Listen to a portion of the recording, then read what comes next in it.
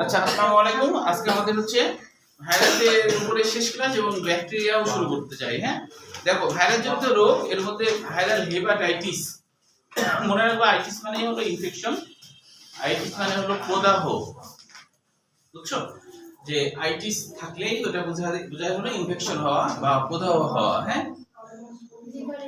হ্যাঁ, লিভারে প্রদাহ হওয়া বা লিভারে ইনফেকশন হওয়া এরকম বিষয়। হ্যাঁ, সংক্রমণ। এই তাহলে প্রথমে আমাদের এটা জ্ঞানমূলক কোশ্চেন হিসেবে লাগবে যে হেপাটাইটিস কাকে বলা হয়। সাধারণত লিভার প্রদাহকে হেপাটাইটিস বলা হয়।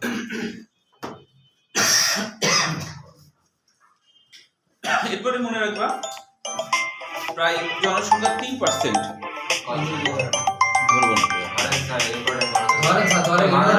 ধরবো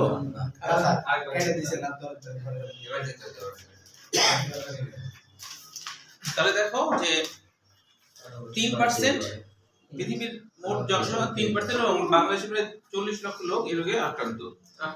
85% এর ক্ষেত্রে এই ভাইরাস লিভারে স্থায়ী আক্রমণ করে তোলে, যা 10 থেকে 15 বছর পরে জটিলতা দেখা যায়।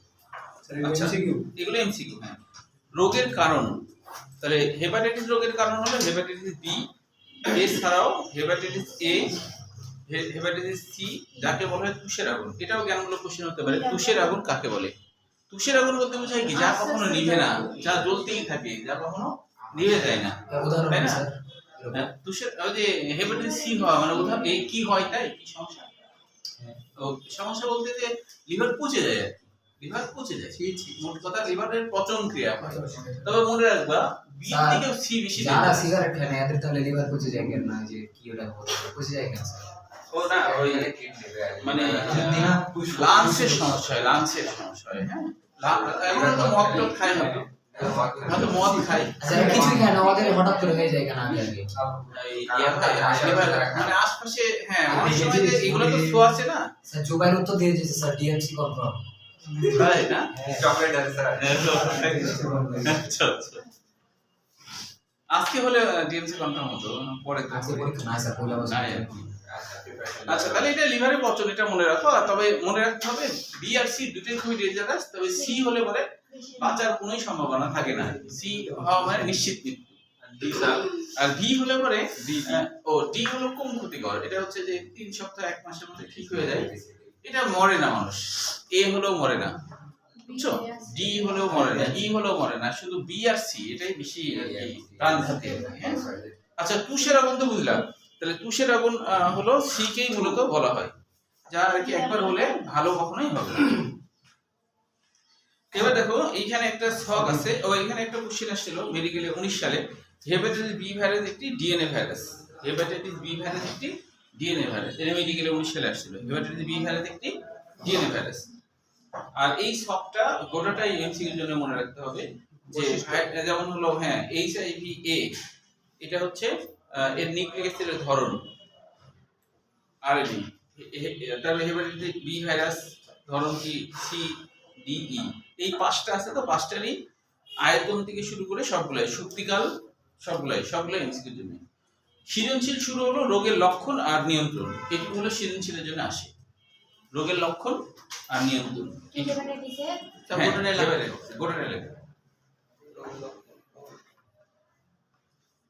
আচ্ছা, এগুলো তেমন বোঝার নাই।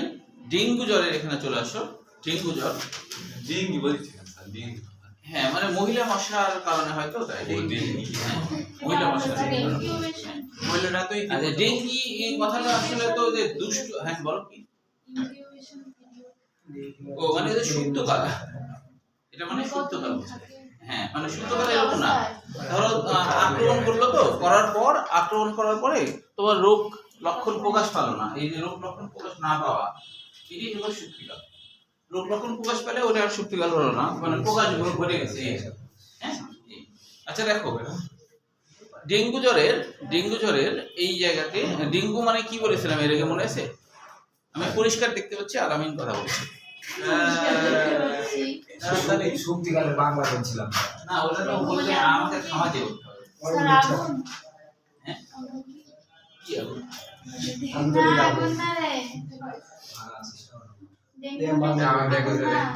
বলে দিস না। স্যার ক্যাপ্টেন কাছে 200 টাকা থাকা দরকার। ডেঙ্গু মানে হচ্ছে দুষ্ট আত্মা বা ভৌতিক। বলছেন স্যার, হ্যাঁ, বলেছিলাম মনে হয়। প্রথম ক্লাসে বলছেন এটা। দেখি যে বলো তো, ডেঙ্গুর বাংলা অর্থ কি? কাপড়ে সার্টিফিকেট আছে। মানে পাওনা থাকলে ক্যাপ্টেন লেখা রাখ। ভিতরে যাবে পাওনা। না, লিখে রাখলে দিতে পারি, ডেঙ্গুর বাংলা। লিখে রাখলে দিতে পারি, তাহলে পরে নিয়ে আসবো। আচ্ছা দেখো, তাহলে ডেঙ্গুর ক্ষেত্রে এখানে আমাদের কি কি বিষয়গুলো লাগবে? যে এটি একটি ডিএনএ ভাইরাস, এটা লাগবে। এটি একটি ডিএনএ ভাইরাস, আর বাহক লাগবে যে এডিস ইজিপ্টি, এটা তো আগেই বলেছি। হ্যাঁ, ইজিপ্টি মানে মিশর, আর এডিস মানে হলো আগুন বোঝায়, তাই না? মিশর আগুন, এই দুটোই লাগবে। যার একটা যে এই যে এলবো পিকটা তো দিক পড়ছো, হ্যাঁ হ্যাঁ, পায়ে সাদা সাদা দাগ থাকে, হ্যাঁ মশার গায়ে। এইটুকু পর্যন্তই মূলত আর কি লাগবে এমসিকিউর জন্য। এরপরে দেখো যে রোগ লক্ষণ, এটা কিন্তু সৃজনশীল। এটা কুমিল্লা বোর্ড 23 সালে আসছিল, কুমিল্লা বোর্ড 23 সালে, মানে রোগ লক্ষণটাই আসছিল গয়ের জন্য। এটা রোগ লক্ষণ সৃজনশীল হিসেবে, রোগের লক্ষণ। দেখো রোগের লক্ষণ কিন্তু অনেকগুলো আছে, সবগুলো দিতে হবে। মানে অনেকগুলো বলতে পয়েন্ট আকারে। এটা হলো 23 সাল, কুমিল্লা বোর্ড 23 সাল। রোগ লক্ষণের মধ্যে দেখো, যেমন জ্বর হলো 103 থেকে 105 ডিগ্রি ফারেনহাইট হয়। প্রথমে শীত শীত ভাব হয়, হঠাৎ প্রচন্ড জ্বর দেখা যায়। অনেক সময় রোগ লক্ষণ থেকে কিন্তু কোশ্চেন হয়, যে এমসিকিউর জন্য কোশ্চেন হয় আর কি। এরপরে দেখো যে জ্বর হলো 102, মানে 2019 সালে, এটা লাগবে না যদিও। ইসি মশা কামড়ানো 2 থেকে 7 দিন পর জ্বর দেখা যায়, 2 থেকে 7 দিন পর। আর ডেঙ্গু জ্বরে রোগীর তীব্র মাথা ব্যথা হয়। কি কি হয় এগুলো তো নিজেরাই বুঝবা। আর তারপরে হলো হেমোরেজিক, এই জায়গাটা একটু বুঝার আছে। হেমোরেজিক মানে কি? হিমো মানে হ্যাঁ রক্ত, আর রেজিক মানে ভেঙে যাওয়া, মানে রক্ত গুলো ভেঙে যেতে থাকে, রক্তক্ষরণ হয়। রক্তক্ষরণ হয় মানে দাঁত টাত দিয়ে, মাড়ির ভিতর দিয়ে, নাক মুখ দিয়ে রক্ত বের হয়ে যায়, এটাকে বলে হেমোরেজিক। এমনি এমনি বের হয়ে আসে স্যার। হ্যাঁ, এমনি এমনি বের হয়ে আসে। আসলে ভিতরে ইয়ে হয়, ভিতরে লোহিত পড়লে ভেঙে যায়। না, ওটা তো আলাদা বিষয়। ওটা ওদের একটা হাড় ছোট বড় থাকলে তাই মারা গেছিলেন না? না, মারা যাওয়ার পর এখন ধরো আসছে কিনা, ও যদি বলে যে না আমি মারা গেছিলাম, তাহলে তো এই দোষ দিবে, তাই কিনা? আচ্ছা দেখো, এই আমার এটি। এবার দেখো হেমোরেজিক তো বুঝলাম, রক্ত কণিকা ভেঙে যায়, রক্তপাত হয়, এটাই হলো হেমোরেজিক। এখানে তিন লাইনে বৈশিষ্ট্যগুলো মনে রাখবা। এরপর ডেঙ্গু শক সিনড্রোম, এটা একটু মনে রাখতে হবে। ডেঙ্গু শক সিনড্রোম আসলে কি? শক মানে শরীরে যে পরিমাণ রক্ত থাকা দরকার তার থেকে রক্ত কমে যাওয়া, এটাকে বলে শক। যেমন ধরো যে এত বেশি রক্তপাত হলো, রক্তের পরিমাণ যদি 3 ভাগের 1 ভাগ কমে যায়, তাহলে এটাকে শকে যাওয়া বলা হয়। ডেঙ্গু শক, শকে চলে যাওয়া। শকে মানে স্বাভাবিক যেটুকু থাকার কথা তার থেকে অনেক বেশি কমে গেছে, 3 ভাগে 1 ভাগ হয়ে গেছে, এরকম হলে এটাকে বলা হয় শকে চলে যাওয়া। এটাকে বলা হয় শকে চলে যাওয়া। হ্যাঁ, এটাই হলো ডেঙ্গু শক সিনড্রোম। তো এখানে কি হয় তখন বলছে হেমো কনসেন্ট্রেশন হয়। হেমো কনসেন্ট্রেশন মানে কি? হেম মানে তো হিম মানে রক্ত, আর কনসেন্ট্রেশন মানে ঘন, মানে রক্ত ঘন হয়ে যায়। রক্ত কি হয়ে যায়? হ্যাঁ, রক্ত জমা হয়ে যায়, রক্ত ঘন হয়ে যায়। ঘন রক্ত চলাচলের সমস্যা হবে, তাই কি না? এটাই হলো হোমো কনসেন্ট্রেশন। রক্ত কম হলে তো রক্ত পাতলা হওয়ার কথা, তো ঘন ঘন কি না, রক্ত বের হয়, প্লাজমা গুলো বেশি বের হয় রক্তের সাথে। হ্যাঁ, তো যখন প্লাজমা গুলো বের হয় মানে রক্তরশ্মি বের হয়ে যায়, তখন ভিতরে রক্ত তো ঘন হয়ে যায়, ওই অর্থে। আচ্ছা, তাহলে এইটুকু সৃজনশীলের জন্য করবা। কুমিল্লা বোর্ড 17 সালে আসছিল রোগের লক্ষণ, কুমিল্লা বোর্ড 17 সালে। এখান থেকে কিন্তু মেডিকেল এডমিশনে 19 সালে একটা কোশ্চেন আসছে, আর হচ্ছে আসছে আর্ম ফোর্স মেডিকেলে 20 সালে। সেটা কি? যে নিম্নের কোন তথ্যটি ডেঙ্গু ভাইরাসের ক্ষেত্রে ভুল? এভাবে আসছিল। মেডিকেল বক্সার আর্ম ফোর্স হলো 20, মেডিকেল হলো 19। এই যে মানে এইভাবে আসছিল, মানে কোনটি ভুল, ডেঙ্গু ভাইরাসের ক্ষেত্রে কোনটি ভুল, এইভাবে। এখন ঠিকগুলো আসছিল আর একটা মনে করে ভুল দিছিল, বুঝলি? এই হ্যাঁ। আচ্ছা, তারপরে দেখো এর পরের গুলা চিকিৎসা যদিও আসে না, কিন্তু তাও একটু রিডিং জাস্ট পড়ে রাখবা। তবে প্রতিরোধটা করতে হবে, প্রতিরোধটা আসছিল, প্রতিরোধটা হ্যাঁ, এটা ডেঙ্গু টিকে কি কিউডিঙ্গা বলা হয়, টিকা আর কি। আচ্ছা, এরপরে প্রতিরোধটা দিনাজপুর বোর্ড 22 সালে আসছিল। প্রতিরোধ মানে যদি হয় তাহলে কি কি করতে হবে, এটাই ছোট্ট কিন্তু তারপর আসছিল। এরপর দেখো পেপের রিং স্পট। পেপের রিং স্পট ভাইরাসের নাম মনে রাখতে হবে। পেপের রিং স্পট ভাইরাসের নাম। পেপের রিং স্পট ভাইরাসের নাম দেখো, এটা আছে যে নিচের দিকে আছে যে papaya ring spot virus. Papaya ring spot virus এটা মনে রাখতে হবে। আর রিং স্পট কথাটা ওই যে জেনসন আর কি করেন, হ্যাঁ সাল লাগবে না, তবে ওই জায়গাটা নাম মনে রাখবে। এরপরে দেখো রোগের কারণে যেমন হলো এই পেপিয়া রিং স্পট ভাইরাসের দৈর্ঘ্য কত, লম্বাই কত, ব্যাস কত, এগুলো মনে রাখতে হবে, এটুকু শুধু। তারপরে দেখো এবার সংক্রমণ আসে না, তবে আসে রোগের লক্ষণ। রোগের লক্ষণের ক্ষেত্রে ময়মনসিংহ 23 সালে সৃজনশীল হিসেবে গয়ের কোশ্চেন আসছিল। আর আরেকটা আসছিল এই যে PRSV আছে না, এটা মানে পেপিয়া রিং স্পট ভাইরাস, বুঝছো? হ্যাঁ, সংক্ষেপে এরকম বলছে। তার রোগ লক্ষণ করতে হবে, প্রতিকারও করতে হবে। প্রতিকার পর্যন্তই আসে, প্রতিরোধ আসে না, প্রতিকার পর্যন্ত আসে, এগুলো সৃজনশীল হিসেবে করতে হবে। এখন দেখো এখানে কিছু এমসিকিউ আছে। মানুষ, ভাইরাস ও মানুষের ক্যান্সার। ভাইরাস ও মানুষের ক্যান্সার, যেমন লিভার ক্যান্সার, এটা হয় মানুষের ক্যান্সার, মানে ভাইরাসের ক্যান্সার না, ভাইরাসের কারণে মানুষের ক্যান্সার চলে হচ্ছে, ভাইরাসের কারণে মানুষের হচ্ছে, হ্যাঁ। এগুলো এমসিকিউর জন্য পড়ে রাখবা।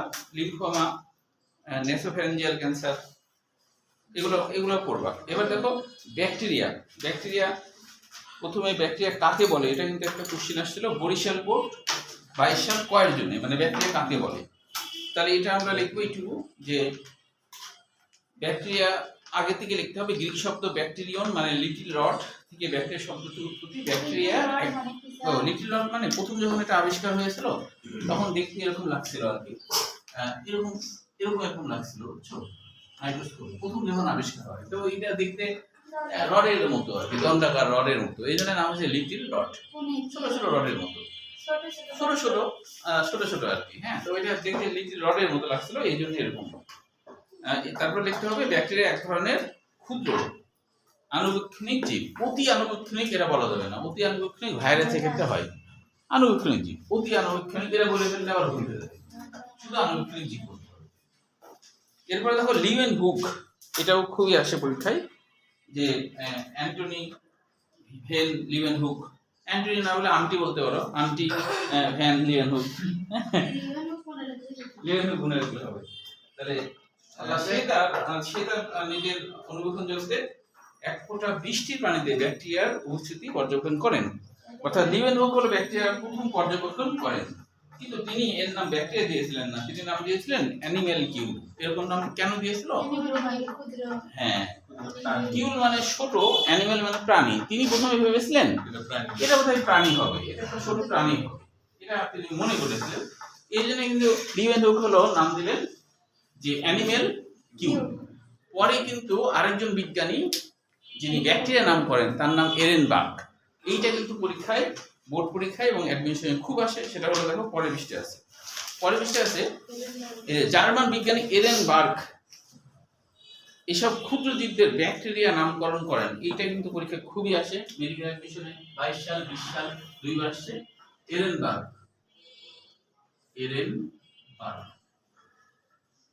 তো এই এরেনবার্গ হলো ব্যাকটেরিয়া নামকরণ করে। তাহলে হ্যাঁ, জার্মান নামকরণ, এটা মনে রাখো সোজা, কারণ দেখো এরেনে বয়শূন্য র দন্তের ন আছে, আবার এখানে নামকরণেও আছে বয়শূন্য র আর দন্তের ন, মিল আছে না? মানে এটা হলো এরেন বয়শূন্য র দন্তের ন, এখানে দেখো বয়শূন্য র দন্তের ন আছে না? এটা তো মনে থাকবে নামকরণ করে, আর নামকরণ মনে করে এরকম দা একটা দিয়ে দিই, তাহলে আমরা ঠিক যেন ওই বয়শূন্য র থাকার জন্য না দিয়ে দিলাম না, ওর কিন্তু দিবে না, তাই বলে ওরকম বয়শূন্য র বৈজ্ঞানিক নাম হওয়া লাগবে তো, আন্দাজে বানালে হবে না, তাই না? হ্যাঁ।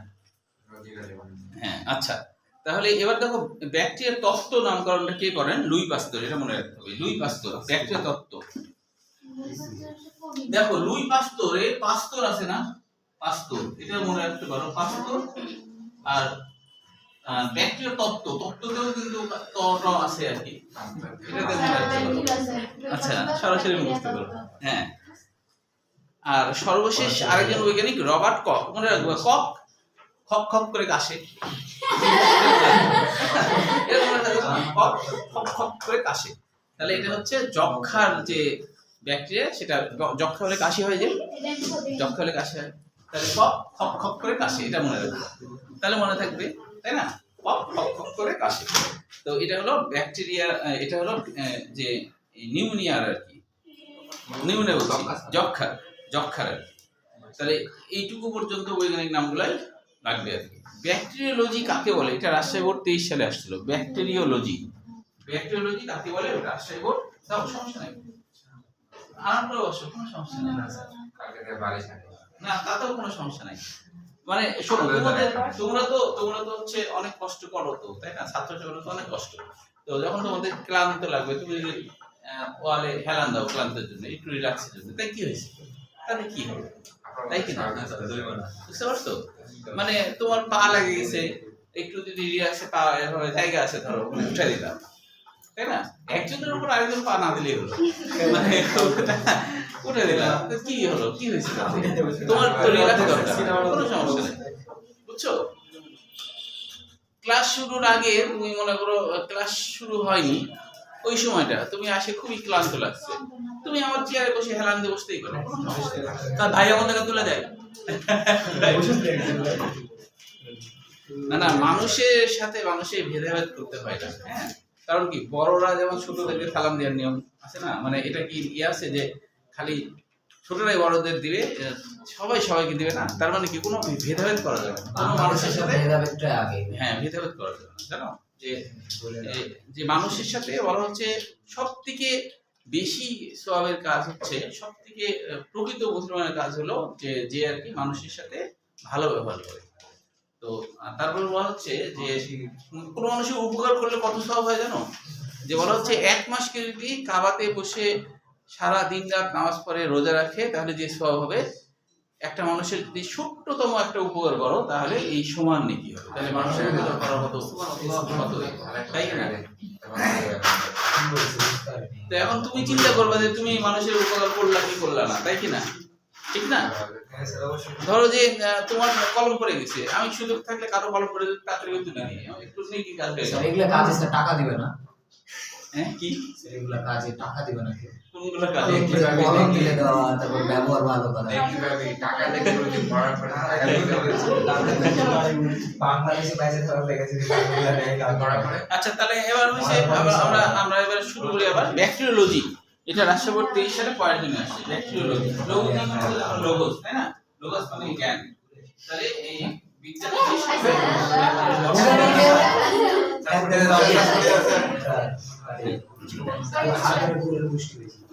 কত বাজে?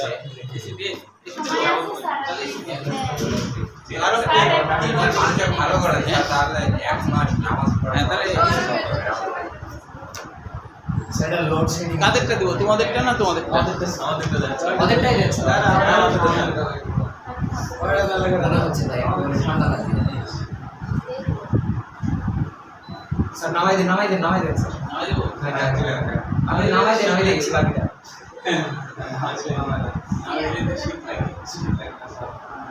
এই তোমাদের কি শীত লাগবে না হলে?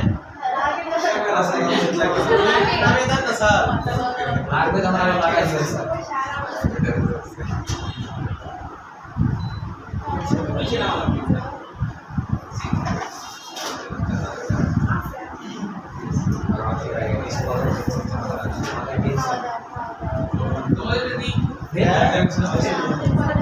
সব আলাদা দিচ্ছে দেন না আপনি।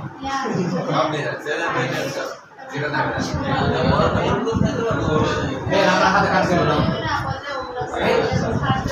না, ভোল্ট কম থাকলে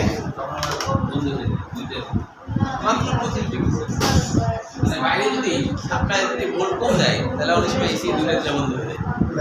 আচ্ছা দেখো, তাহলে এবার ট্যাঙ্ক বলতে পারি, হ্যাঁ?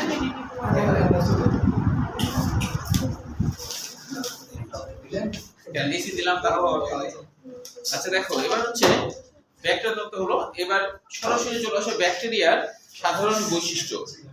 ব্যাকটেরিয়ার সাধারণ বৈশিষ্ট্য, ব্যাকটেরিয়ার সাধারণ বৈশিষ্ট্যের মধ্যে যেগুলো খুবই গুরুত্বপূর্ণ, যেমন দেখো যে 1 3 4 কটা লেখা লাগবে সেটা বলে। ও আচ্ছা, এটা চারটা সিজন ক্ষয়ের জন্য আসলে চারটা লিখলেই যথেষ্ট, সাধারণ কিন্তু এই বৈশিষ্ট্য। সিজনের জন্য আসে হ্যাঁ 1 3 4 8 9 10 12 14। দেখো এখানে অনেক কোশ্চেন আছে, যেমন একটা কোশ্চেন আসছে এরকম 1 3 4 8 9 10 12 14। গ্রাম নেগেটিভ ভাইরাসগুলো কি কি ও, হ্যাঁ হ্যাঁ লিখে দিয়েছিলাম তো। নেগেটিভ লেখা পজিটিভ আছে নেগেটিভ লেখা হয়েছে না, ও তার আগে সময় চলে। ও আচ্ছা, তাহলে আজকে ওটা লিখে তো দিই। ওই ইয়াদিন শনিবার দিনকার পড়া, শনিবার দিন পড়াইছি ও আচ্ছা, সকালে পড়েছিলাম। পজিটিভ লিখেছিল এই সকালে লিখে দিয়েছিল সকালে এই যে আমাদের এখানে দাঁড়া যখন এটি একটা বিকালে। নেগেটিভ ও আচ্ছা আচ্ছা, ওটা লিখে দিচ্ছি তো আবার বাকিটুকু। দেখো এখান থেকে আসছে ব্যাকটেরিয়া সম্পর্কে কোনটি সঠিক, ব্যাকটেরিয়া সম্পর্কে কোনটি সঠিক, এটা আসছে মেডিকেল 22 সালে। এছাড়া আসছে মেডিকেল হচ্ছে গ্রাম বৈশাখী। তারপরে দেখো 4 নম্বরটা আসছে ব্যাকটেরিয়ার কোষপ্রাচীরের প্রধান উপাদান। ব্যাকটেরিয়ার কোষপ্রাচীরের প্রধান উপাদান পেপটিডোগ্লাইকান। এটা আসছে মেডিকেল 15 সালে। এরপরে 14 নম্বর থেকে অনেকবার আসছে, সেটা হলো কি করব এটা না এগুলো আসছে যেগুলো আসছে বলছি মেডিকেল 15 সালে। আর 14 নম্বর আসছে অনেকবার, সেটা হলো যে কোন ব্যাকটেরিয়া অক্সিজেন ছাড়া বাঁচতে পারে না, ক্লাস্ট্রিডিয়াম। এটা আসছে দেখো মেডিকেলের 17 সাল, তারপরে 23 সাল। অক্সিজেন ছাড়া বাঁচতে পারে হ্যাঁ অক্সিজেন ছাড়া বাঁচতে পারে না, উল্টা তাই না? ও না, আরেকটা হচ্ছে যে অবায়বীয়, মানে কি অক্সিজেন থাকলেই বাঁচে না, সেটাও বলছি পরে। অনেকগুলো ইম্পর্টেন্ট হ্যাঁ অনেকগুলো মেডিকেল কত থাকবে, এটা হলো 17 আর 23। এবার দেখো একটু মানে প্রথম দিক থেকে না বোঝার যেগুলো আছে সেগুলো আলোচনা করি। যে 4 নম্বরে ব্যাকটেরিয়াল কোষপ্রাচীরের প্রধান উপাদান পেপটিডোগ্লাইকান। পেপটিডোগ্লাইকান হলো শর্করার প্রোটিন। পেপটিডোগ্লাইকান কি? শর্করার প্রোটিন জাতীয় উপাদান দিয়ে গঠিত। হ্যাঁ আচ্ছা, এর মধ্যে না বোঝার কি আছে? আর আচ্ছা অ্যান্ডোস্পোর, এটা একটু না বুঝতে পারো। অ্যান্ডোস্পোর জিনিসটা কি? অ্যান্ডোস্পোর, হ্যাঁ অ্যান্ডোস্পোর হলো যখন ব্যাকটেরিয়া মনে করো প্রতিকূল পরিবেশে আছে, যখন ও চিন্তা করছে যে আমি বেঁচে থাকতে পারবো না, হয়তো আমি ধ্বংস হয়ে যাব, তখন সে কি করে? তখন হচ্ছে তার চারিপাশে এই যে নিউক্লিয়াসের চারিপাশে, আদি নিউক্লিয়াসের চারিপাশে একটা আবরণ তৈরি করে দেয়, এখন এটা ভেঙে চুরে গেল, কিন্তু ও তো ওইভাবে আছে। এখন পরে যখন অনুকূল পরিবেশ হয়ে গেল না, তখন সে এদিক দিয়ে বের হয়ে চলে আসে। তাহলে দেখা গেল যে ব্যাকটেরিয়া হচ্ছে প্রতিকূল পরিবেশে এরকম স্পোর তৈরি করে আছে। অ্যান্ডোস্পোর কেন? মানে ভিতরের দিকে স্পোর, তাই পরে বের হয়ে আসে, ব্যাকটেরিয়া পরে বের হয়ে আসে। তাহলে এই যে সে প্রতিকূল পরিবেশে ভিতরে একটা স্পোর, কোষপ্রাচীরের ভিতরে একটা স্পোর তৈরি করলো, তাই না? এই জন্য এর নাম হলো অ্যান্ডোস্পোর। আচ্ছা, গ্রাম নেগেটিভ লিখছি, তার আগে এটা একটু শেষ করে নিই। এরপরে দেখো এরা -17 ডিগ্রি থেকে 80 এগুলোকে বুঝবা। এই জায়গাটা একটু বুঝার আছে। এদের ব্যাকটেরিয়ার মধ্যে এদের কত বাধ্যতামূলক অবায়বীয় মানে কি? যারা বাতাস থাকলেই বাঁচতে পারবে না, বাধ্যতামূলক, মানে বাতাস থাকলে ও মরে যাবে এরকম। আমাদের তো তা না, তাই না? হ্যাঁ, আর এদের বাতাস থাকলেই মরে যাবে, বাতাস থাকলে ও বাঁচতে পারবে না, এরকম ব্যাপার। বুঝছো? তো এরকম হলো কতক থাকে হলো বাধ্যতামূলক অবায়বীয়। না, ওই যে মাটির ভিতরে থাকে, মাটির ভিতরে, বুঝছো? মহাশূন্যে মহাশূন্যে থাকে না, মানে ওখানে তো জীব নাই, তোমার বাতাস নেই তো? বাতাস নাই, তাও থাকতে তো হবে। যেমন মঙ্গল গ্রহে তো ব্যাকটেরিয়া নাই, চাঁদেও নাই। আচ্ছা, তাহলে এখন দেখো, তবে জোবাই রশি দেওয়া করতে ওই চাঁদে গেলে একটা ব্যাকটেরিয়া রেখে দেবে ওখানে। টিকতে পারবে না, ওখানে তো কোনো বাতাস। হ্যাঁ বাতাস নাই, টিকতে পারার কথা, তাই না? বাতাস নাই, ওই জন্য টিকতে পারার কথা। আচ্ছা আরেকটা বলি, আরেকটা তোমার শরীরেও এই ব্যাকটেরিয়াগুলো বাস করে। কখন জানো? যেমন দেখবা কোথাও যদি কেটে যায়, তুমি যদি সেটা টেপ দিয়ে জড়ায় রাখো, মানে যে মোটা টেপ দিয়ে জড়ায় রাখো না, তাহলে তোমার ভিতরে এই ওই ব্যাকটেরিয়াগুলো অবায়বীয় ব্যাকটেরিয়া জন্মাবে। ওই জন্য তো টেপ দিয়ে লাগায় না, ওই জন্য এখন ছিদ্রযুক্ত একটা ইয়েতে পেঁচায় না মেডিকেলে, হ্যাঁ ব্যান্ডেজ ছিদ্রযুক্ত গুলা। কিন্তু কখনো দেখবা যে ছিদ্রযুক্ত নাই, যে ময়লা যেন না পড়ে, তাই বলে টাইট করে ওটা শুধুমাত্র ভাঙা ভেঙে গেলে ফেটে হ্যাঁ, গেলে ওটা তো মেডিসিন ভিতরে ওই কারণে সমস্যা হয় না। কিন্তু যখন হচ্ছে যে তোমার এমনিতেই কেটে গেছে, তখন দেখবা টেপ দিয়ে পেঁচালে তুমি পরীক্ষা করতে পারো। তুমি কোথাও তোমার ধরো কোথাও কেটে যায়নি, তুমি এমনি এমনি টেপ হাতে রাখো, দেখো পচে যাবে, পচন ক্রিয়া শুরু হবে। কারণ 3 দিন আগে পচতে শুরু করবে। কেন জানো? বাতাসে কিন্তু স্পোর করে অবায়বীয় ব্যাকটেরিয়া ঘুরে বেড়াচ্ছে, স্পোর করে। এখন ধরো হঠাৎ করে এখানে পড়েছে, এখন পড়ার পরে এখন এটা বাতাস ঢুকছে না, বুঝছো? তখন চিন্তা করে এই বাতাসটা ঢুকছে না, তাহলে এখন আমি কাজ শুরু করে দিই, এবার বংশ বিস্তার শুরু করে দিই। তাহলে এটা হলো অবায়বীয় উদাহরণ, মানুষের শরীরেও থাকতে পারে এইভাবে, বুঝতে পেরেছো? আচ্ছা, তারপর বলছে যে উদাহরণ অক্সিজেন থাকলে বাঁচতে পারে না, উদাহরণ ক্লাস্ট্রিডিয়াম তো হলোই। কত সুবিধাবাদী অবায়বীয়, অর্থাৎ অক্সিজেন উপস্থিতিতেও বাঁচতে পারে, আবার হলো না মানে না থাকলেও বাঁচতে পারে, এরকম সুবিধা। হ্যাঁ, কত বাধ্যতামূলক বায়বীয়, মানে অক্সিজেন ছাড়া বাঁচতেই পারে না। এই যে এগুলো উদাহরণগুলো সবগুলাই মনে রাখতে হবে। হ্যাঁ, এখন সুবিধাবাদী বায়বীয়র উদাহরণ কিন্তু সুবিধাবাদী বায়বীয় যেটা বলছে সেটার উদাহরণ অন্য বই আছে। ইকোলাই, তারপরে সালমোনেলা আর সিজেলা, এরা হলো সুবিধাবাদী বায়বীয়। দেখো সুবিধাবাদী বায়বীয়টা নাই বই, মানে অবায়বীয়টা আছে। সুবিধাবাদী বায়বীয় একটু লিখে নাও, সুবিধাবাদী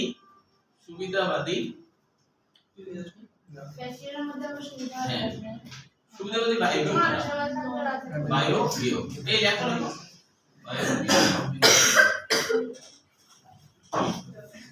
তোমরা যখন ঢাকায় শহরে যাবে তখন সারাদিন যত খুশি কথা বলবা, কোনো জরিমানা নাই।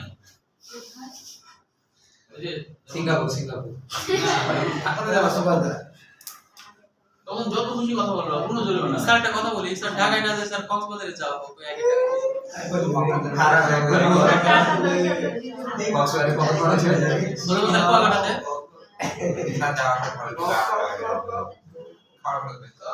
কত খরচ হয়ে যায়? একই খরচ যদি হয় তাহলে নিয়ে যাবো, সেটাই বলছি, একই খরচ যদি হয় তাহলে নিয়ে যাবো। আপনার ভাড়াতেই তো এখান থেকে ঢাকা ভাড়া দিতে হবে 650, এখান থেকে চট্টগ্রাম ভাড়া 1200, এটা হলো সুবিধাবাদী বায়বীয়। এটা অন্য বই তথ্য লিখে নাও, অন্য বই তথ্য এই বইটা লেখা আছে, ইকুয়ালিটি শুধু লেখা আছে। এত তাড়াতাড়ি ঠান্ডা হচ্ছে, আমি স্যার সহ্য করতে পারি না মাইকের ব্যাপার, ওদের নাম বসিও না যেটা লাগে কালে কাপড়ে এখন থেকে ওদের ঠান্ডা লাগতে শুরু করছে। ওদের না স্যার, শুধু ওদের না স্যার, শুধু আমার। আমরা আমাদের বন্ধুদের স্যাক্রিফাইস করেছিলাম, আমরা বড় হয়ে থাকি যারা বলবে আছিস তুই। আচ্ছা দেখো এটা তো লেখা। এবার আমরা চলে আসি ব্যাকটেরিয়া বিস্তৃতি অবস্থান, এটা থাক। তাহলে তো হ্যাঁ, এখন যদি ঠান্ডা লাগে তাহলে এত গরম তাহলে ঠান্ডা লাগছে না, লাগছে না? তাহলে